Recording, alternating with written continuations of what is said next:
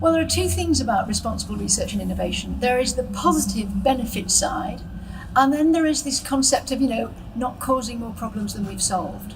So for me, there are two main reasons that we do need responsible innovation right now. The first one is, we have great, big, hairy problems, which really do need to be solved. And there may be, and there may not be, technological solutions for that. And what I feel that RRI is helpfully doing for us is helping us crystallise whether a technological solution is the most appropriate solution, to design tech solutions and innovative solutions to help some of our most intractable problems, but also asking those really critical questions about negative impacts, about the things that might go wrong, and also about how we then successfully navigate what society needs and wants with what technology can deliver. Because a lot at the moment I see where technologies are developed based on what somebody wants to make, but they just then sort of scan around the world for a home to make it work with. And we think that it's actually a better use of perhaps public funding money in terms of academic research, but also a better use of investors' money to marry those needs with the technology early on. So I've had a few projects that I've been looking at and involved with where somebody's developed the tech separately, and then they've tried to point it at the problem, and they found it just doesn't even go at all. So everybody's wasted their money. So that's why I think we've got the Sustainable Development Goals. We've got a bit more clarity on the issues that we need to address, whether it's through technological, systemic, non-technological solutions, and we can better work together with businesses, government, civil society and publics to find out how we do that. We need to have it at government level, we need to have it at international level, it needs to be the UN, and it's so easy to just get stratospheric in terms of who needs to do what to change the global mindset.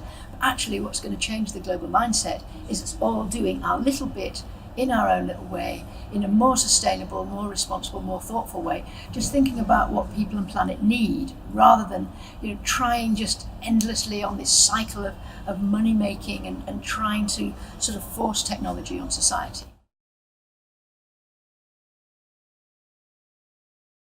I don't find companies difficult to convince. I think there's something about the difficulties of academics and businesses getting together, and that is a barrier that still needs to be forged, because there are some mismatch between academic objectives and business objectives, academic language and business language, and I think there's something to be done there, because responsible research and innovation is still quite an academic initiative.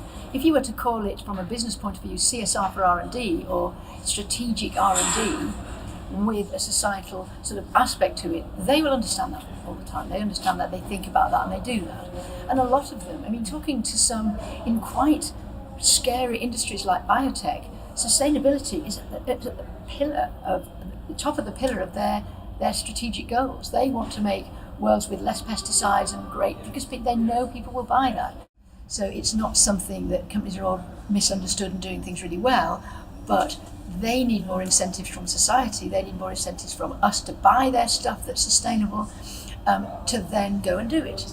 But they also need incentives from investors. They also need incentives from governments to sort of steer the sort of regimes of regulation or the regimes of incentive and funding to help them do it. Well, the one that comes to mind, and this is a very recent thing, is this plastics phenomenon, which seems to me incredible. So my sort of environmental buddies have been banging on about the use of plastics for 30 years, and nobody does anything. And yet suddenly here we are in the UK. I don't know how much this was the catalyst, but it was attached to it.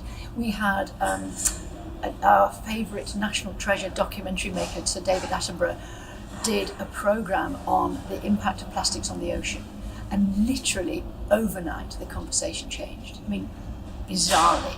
Now obviously there's lots of work that's been done underneath that, so that when that tipping point happened, all that work that had been done suddenly was able to really help people. So it might be biodegradable plastic packaging was ready, or nearly ready, and that suddenly got catapulted. So, obviously the work has to be done, but it's fascinating that tipping point. It's really odd how you can almost predict what the tipping point will be, but you can, I think, somehow now look at campaigns or.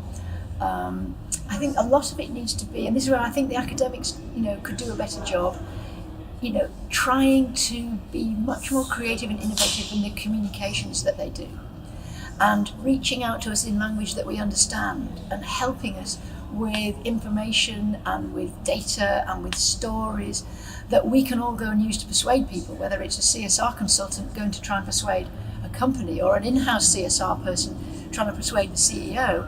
We need stories and we need facts and figures that we can say, look, do that. That's going to be really good for us as a company. So I think that's where academics could really help.